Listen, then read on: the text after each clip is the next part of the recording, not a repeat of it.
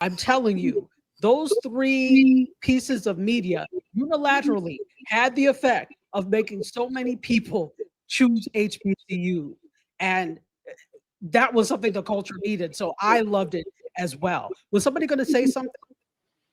No. No. Yes. Go ahead. Oh, I was just thinking. So the other night, I saw a quick clip of Steve Harvey's show, and it was about Romeo and how his girlfriend had bought all this stuff for him and he hadn't bought anything. And he was telling Steve that, hey, I'm going to get her something next week. He's like, that's only good if you're married. And he's like, I had to spend the money to pay the light bill. And he was like, well, just tell her that. He said, well, I can't tell her that because I'm Romeo. I'm the man.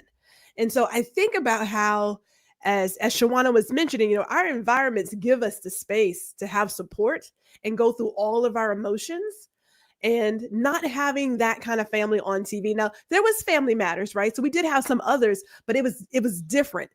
There was clearly a shift in how we saw young Black men and just Black men in general on TV, to where had he not been in that affluent family, he probably would not have had the space to go through all of the emotions and be as honest and as authentic as he was.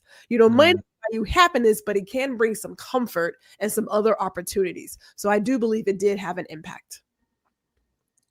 Absolutely. You're 100%. 100. There's just something that comes with having opportunity and sometimes affluence that affords you the ability to just be you. You can't afford to be you in any way you want when you're just trying to make it. When Yeah. you live in a neighborhood that yeah, you're going to be not only, talked about, but maybe beat up for that. So it's not to your advantage to do that. So very understandable, very understandable. I want to, as we are starting to wrap this up, because this is great. I love this. I love this. I want to actually turn our sights to legacy. In your opinion, what was the legacy that Malcolm-Jamal Warner's work built for, let's take young actors that are coming up now?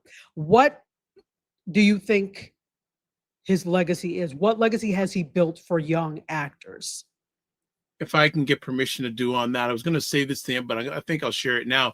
He built a career on integrity, versatility, and meaningful representation.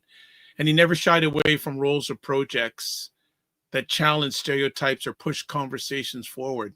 And for many Black men, he's proof that it's possible to evolve, adapt, and stay true to yourself in an industry that often tries to box us in. So that's what I have to say on that one. Wonderful. Anyone else? His legacy.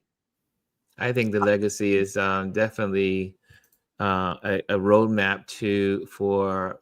I mean, even now, as I was just looking at him a year ago on a TV show here in New York City. We have what's called Here and Now, and it talks about um, different people that are in the Black community making a difference. And so it was himself and his co-host where they have a podcast, and but just watching him, Gwendolyn says this a lot. She likes to play with her crayons.